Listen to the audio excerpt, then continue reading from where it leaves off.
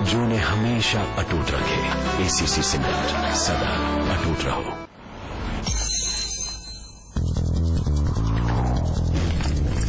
Aditya Birla Group presents Budget 2012. Presented by Aditya Birla Group, taking India to the world. In association with Binani Cement, Indigo, and Jaiprakash Power Ventures. Digital outdoor partner DSN, cafe partner Barista, print partner Business Standard, broadcast partner YouTube.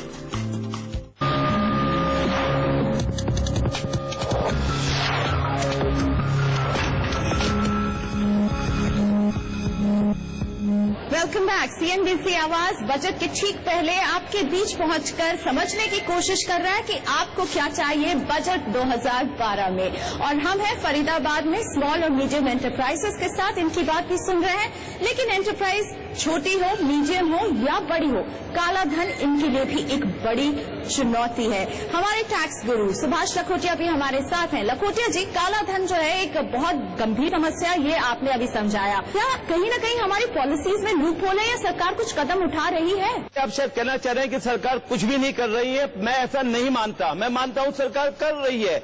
इसीलिए तो आप देखिए double taxation avoidance agreement change हो रहे हैं हमारे अलग अलग कंट्रीज के साथ में। साथ ही साथ गार GAAR टैक्स चोरी करने वालों के लिए ऐसा मंत्र जो तकलीफ देगा उनको, उस प्रकार के प्रावधान आने वाले हैं।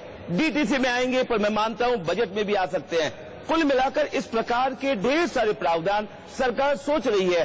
उससे विदेश में रखा हुआ पैसा भारत में आएगा। पर मैं ये भी मानता हूं सरकार को करना चाहिए सब काम जरा जल्दी से, फुर्ती से नहीं हुआ तो पैसा देश का जो विदेश में है वो मैं मानता हूं लुप्त हो जाएगा। और सरकार की तरफ से देखे, मैं चाहता हूं तो वक्त के पहले और किस्मत से ज्यादा सरकार को भी हम चाहते हैं पैसा आए सरकार की झोली में, तो DTC के द्वारा या उसके पहले डबल टैक्सेशन अवॉइडेंस एग्रीमेंट में बदलाव लाए और कुछ ऐसे प्रावधान लाए कि विदेश से जो पैसा आ रहा है, आते ही थोड़ा सा पैसा हम जब्त कर लें सरकार की तिजोरी में, ताकि सरकार के पास भी पैसा आए और निवेशक को भी कमाई हो। कुल मिलाकर कुछ न कुछ तो ऐसा करना पड़ेगा, तभी जाके सरकार की झोली में पैसा बरसेगा। और जब पैसा बरसेगा तो आपकी, हमारी और देश की तरक्की होना स्वाभाविक है।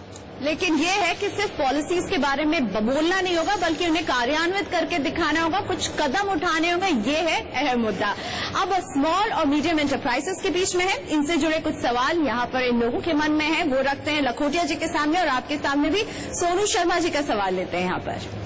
सर, मेरा सवाल आपसे ये है, अगर कोई महिला अपना खुद का इंडस्ट्री सेटअप करना चाहे तो उस चीज को एनकरेज करने के लिए गवर्नमेंट उनको टैक्स में ज्यादा एग्जम्पशन क्यों नहीं देती मर्दों के मुकाबले, ताकि उनको देख करके और भी महिलाएं भी एनकरेज हों ऐसे इंडस्ट्री सेटअप करने के लिए? क्योंकि मैं मानती हूँ कि महिला जो है वो घर का सारा काम भी करती है, पूरा परिवार संभालती है, और अब वो बाहर काम करना चाह रही है, तो ये एक बहुत बड़ी रिस्पॉन्सिबिलिटी है। इंडस्ट्री करना है तो करो, नहीं करना है तो मत करो। महिलाएं करना है तो करो, नहीं तो मत करो। ऐसा ही लगता है सरकार का रवैया, क्योंकि आयकर कानून अगर हम दृष्टि देखें, कहीं पर भी एक सिंगल पॉइंट नहीं है जिसके अंदर स्पेशल कंसेशन महिलाओं के लिए है जो इंडस्ट्री लगाए। और हाँ, वित्त मंत्री जी से आपकी बात के ऊपर एक बात हम उठा सकते हैं, आप सभी एग्री करेंगे, अगर हम चाहते हैं देश में कि महिलाएं भी इंडस्ट्री में आए और GDP के ग्रोथ में अपना योगदान दे, तो कुछ न कुछ एक्स्ट्रा टैक्स इंसेंटिव महिलाओं को अगर सरकार दे, तो मेरा मानना है हजारों और फिर आने वाले समय में लाखों इंडस्ट्रियां छोटी छोटी स्टैब्लिश हो जाएगी, जहां पर कामकाजी महिला अपना स्वयं का उद्योग चलाएगी और देश की तरक्की में भागीदारी निभाएगी। लगता है लखोटिया जी, एक महिला वित्त मंत्री की जरूरत है हमारे देश को। नहीं, फिर तो हमारी छुट्टी हो जाएगी ऐसा लगता है। फिर तो ऐसा है, महिला वित्त मंत्री अगर बन गई तो केवल महिलाओं को बेनिफिट मिलेगा, फिर पुरुष वहाँ घर बैठे घर का काम करेंगे और महिलाएं बैठ के इंडस्ट्री चलाएगी। ये तो बहुत गलत बात है। चलिए हम इंडस्ट्री का ही सवाल लेते हैं। अनिल गोयल जी यहाँ पर हमारे बीच में है, पूछिए सर। नमस्कार सर, मैं CNBC चैनल के माध्यम से अफोर्डेबल हाउसिंग जो बना रहे हैं उसके लिए मैं रियायत की उम्मीद करता हूँ, रियायत को दिलवाई जाए जिससे कि आम लोगों को सस्ते रेट पर मकान मुहैया करा सकें।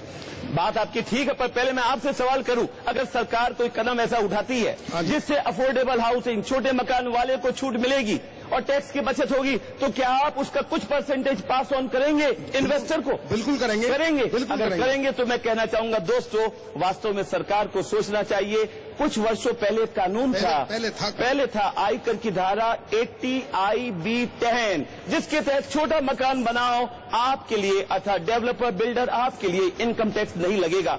वैसे दोस्तों आप ये एग्री करेंगे, मकान बनाने का काम सरकार का है। रोटी कपड़ा मकान दो सरकार हमें, अगर नहीं दे सकती सरकार सारे भारत के लोगों को मकान, तो कम से कम इनकम टैक्स में ऐसा प्रोविजन लगाए जिससे छोटा मकान बनाने वाले व्यक्तियों को, जिसमें इंडस्ट्रियल सेक्टर में मकान बनाने वाले लोगों के लिए टैक्स की छूट मिले, तो आप और हमको, भारत के करोड़ों लोगों को मकान मिले। और हाँ, साथ में डंडा भी लगाना है सरकार को डेवलपर पे भी कि भैया अगर आपको ये छूट देते हैं तो हमारे कॉमन इन्वेस्टर को, निवेशक को सस्ता मकान देना।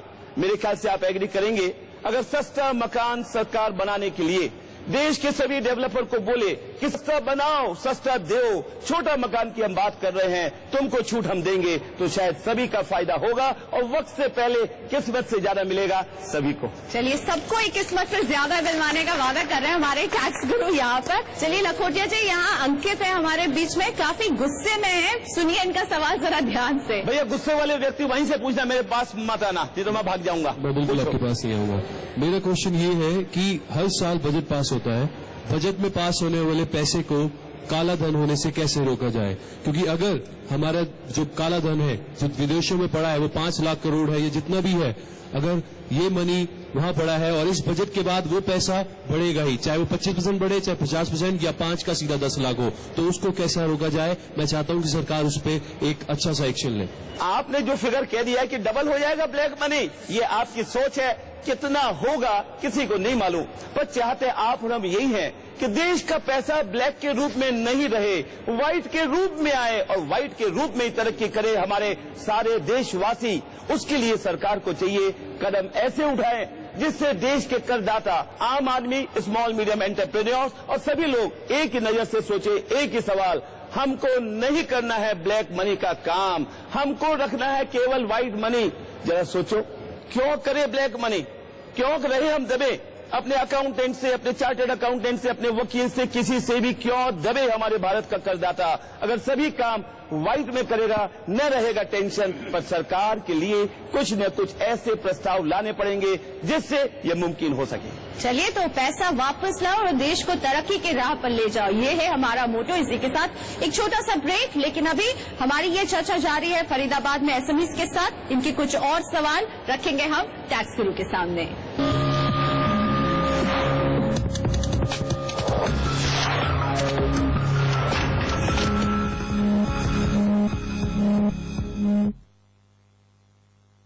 नेशनल बॉल पेंटिंग के फाइनल मुकाबले में लकी, पप्पू